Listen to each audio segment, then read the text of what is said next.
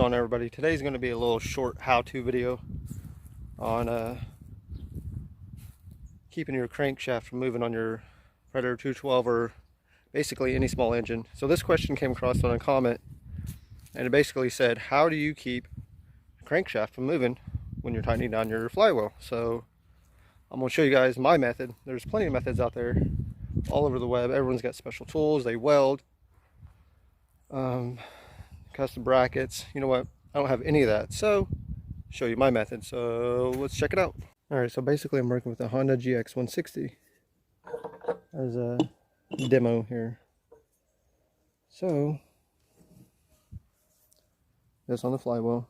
I don't know this is socket size, but that's what I got. A little wrench from a tire for a car. Put the sits on there. And then on the other side, so basically I'm just using a old part from a 30 series torque converter. It's got the key notch in it. And then I use a pipe wrench. It bites on. Slide that on. Put your wrench on. Depending on which way you're turning it.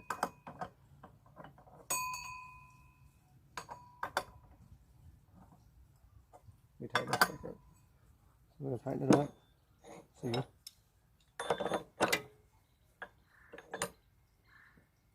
You can hold it by hand, or you can use the ground or the cart.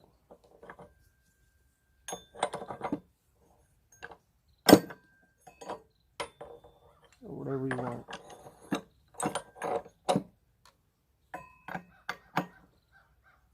Alright, so I'll hold the motor down.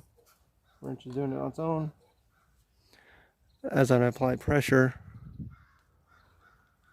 this here tightens up, gripping this, and it's notched in, and then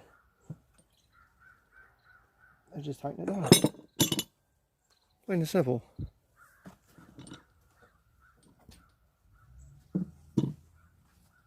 So that's my method of tightening down the flywheel. Just using a 30 series part, the back plate.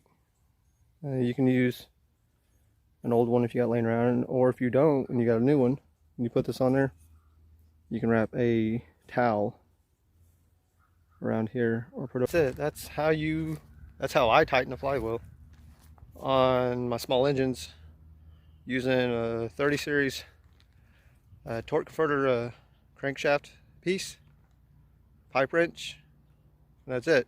You don't have to make it difficult. I mean, it's not that hard.